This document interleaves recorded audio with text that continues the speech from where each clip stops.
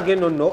budget twebuza ati BamaSheikh bano bawasa nnyo abaana abato abali under age nga tetumanyi lwaki okitegedde bunyo wabula olunaku lw'eggulo mu kwogezako ne BamaSheikh abamu twategedde ensonga lwaki era nga twagwidde ku Sheikh amanyiddwa nga Sheikh Ndugwa ono nga teyeerya ntama era nga musajja wa wiino nnyo y'omu ku BamaSheikh abakkirizibwa okuba muno they've read the Quran left right ne center era nga bakyagisoma n'enjigiriza z'Obuyisiraamu ez'enjawulo twamuguddeko ng'ava ku mukolo gwa Ajat Kulusumu muzata ogw'amatikirage agakuba nga ate yavaayo n'awangu n'asoma oba n'akuba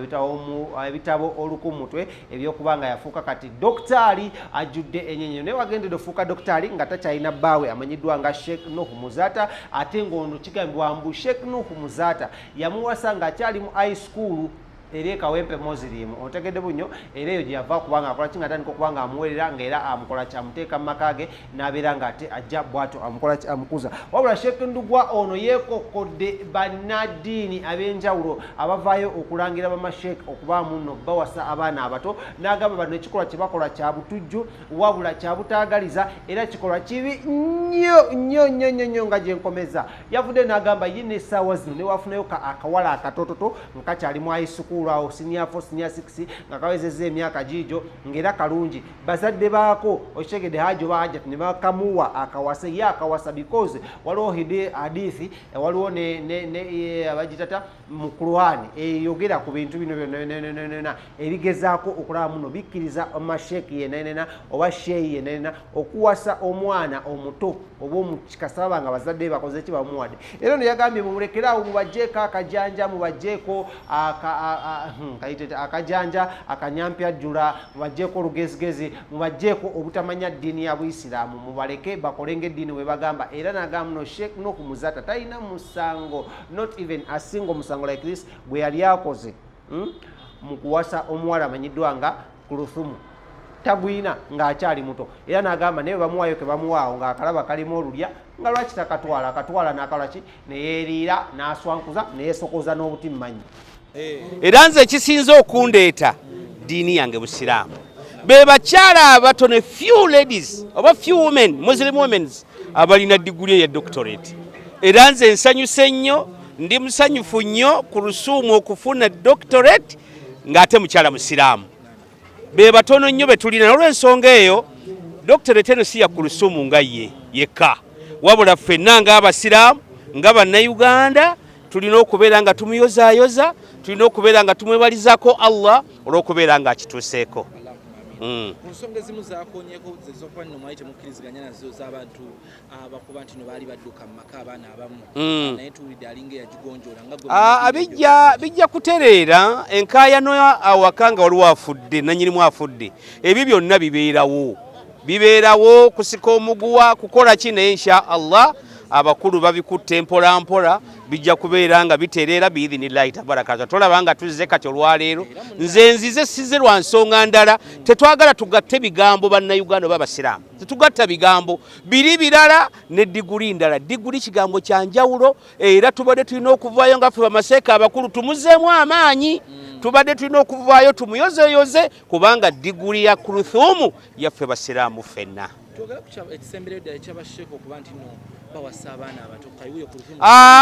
eyo nsonga nkulu nnyo hadisi weeri era nze nange bwe nkafuna ne bakampa nkawasa owulidde nabbi atugambye tazawwaju alwaluda aliwaduda muwase obwana obuto nga buzaala nga bwina laavu ekikuwasisa omukazi eggaali ekozeeko kiki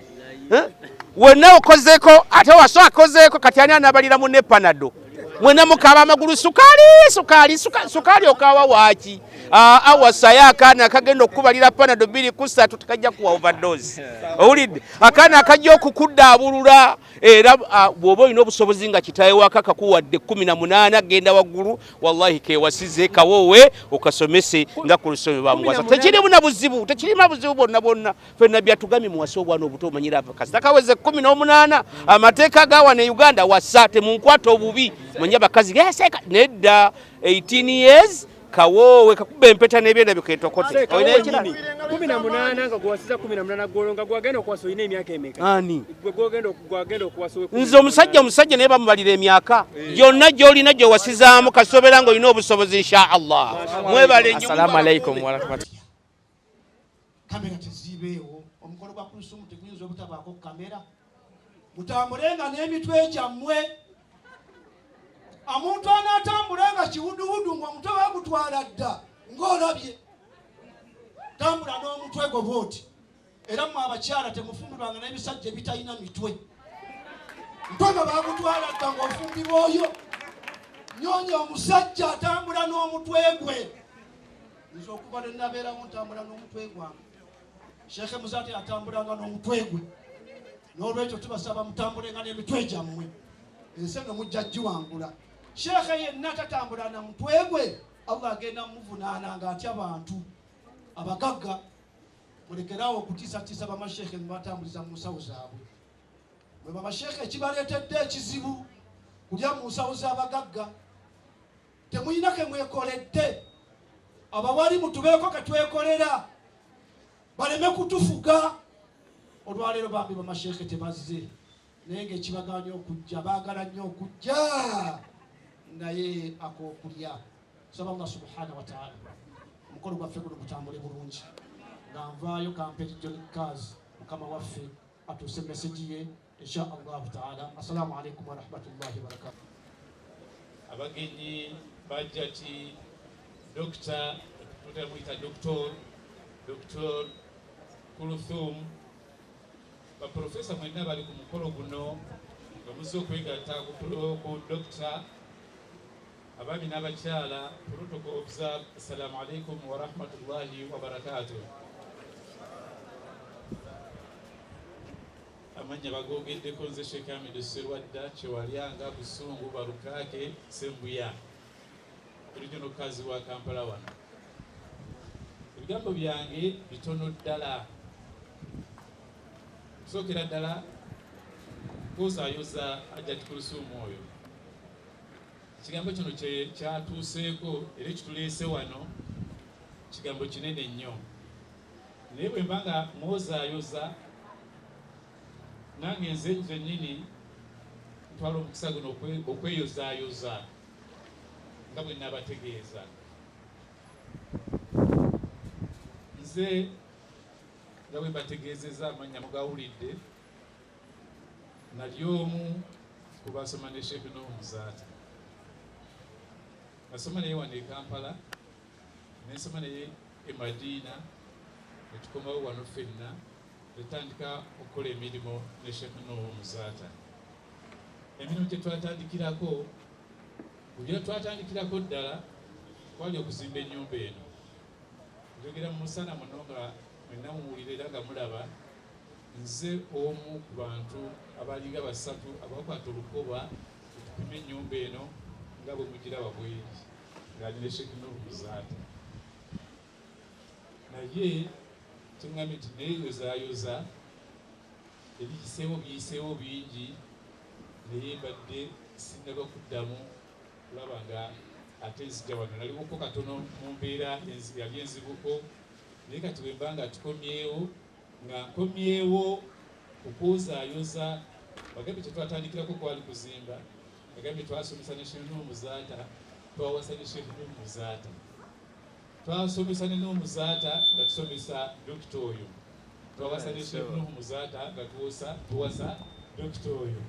Kati bwe tuba nga tukomyewo olwaleero nga dokita wano watuuse,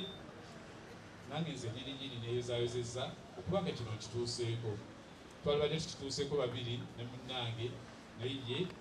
beebityo Mungu bwakola ki bwabikola. Naye bwe mba nga mbituuseeko neeyozaayoza nga bwe mbagambye naye mwozaayoza. Kino kyatuuseeko bawalimu bakyogeddeko babadde boogera bigambo bingi ziga bwe mbagambye sigenda sijja biddamu wabula nga kitulina okumanya nti we are proud of you Kulusuumu. Kinyuma nnyo waliwo abaprofesa babalagala badokita muti n'omulabire eyo gy'omulabidde waggulu,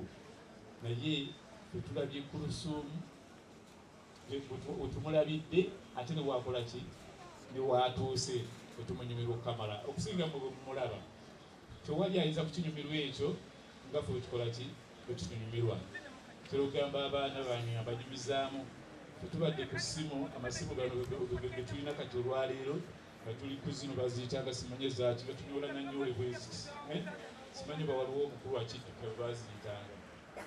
ng'essimu lyakunyola bunyoozi bweti naye kakati lyakuseereza kati bwe tujjukira biri bye twanyoolanga nebye tuseereza olwaleero birukamala naye abasinga buli wano kukuseereza temanyi gye bigodde naye n'omukyalo ono tunyumirwa nnyo ffe naddala BamaSheikh tunyumiddwa nnyo okulaba nga olusumu kino okitulazeeko tukubira omulanga n'abalala bonna abakyaliyo wansi mutuyambe mujje ube nga mubaako ettafaali lyemwongera kuki lyemwongera ku umma yaffe badoktor mwe bali naye ku lusuumu otukoze bulungi nnyo maliriza nga negayira Allah subhanahu wa ta'ala omuyinza wa byonna awo omukisa ku lusuumu nene yatukuŋŋaanyiza olwaleero amuwe okumanya n'okutegeera n'okwongera okuyiga amuwe omukisa mu ebyo byasomye bimugase ye yennyini n'abantu b'ennyumba ye n'abantu b'ekibiina kye kya Nabi Muhammad sallallahu alaihi wasallama n'abantu b'eggwanga lyonna ffenna okutwalira awamu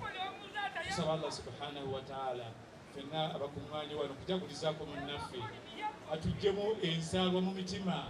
twebalizeeko ngako bannaffe aba batuuse ku bulungi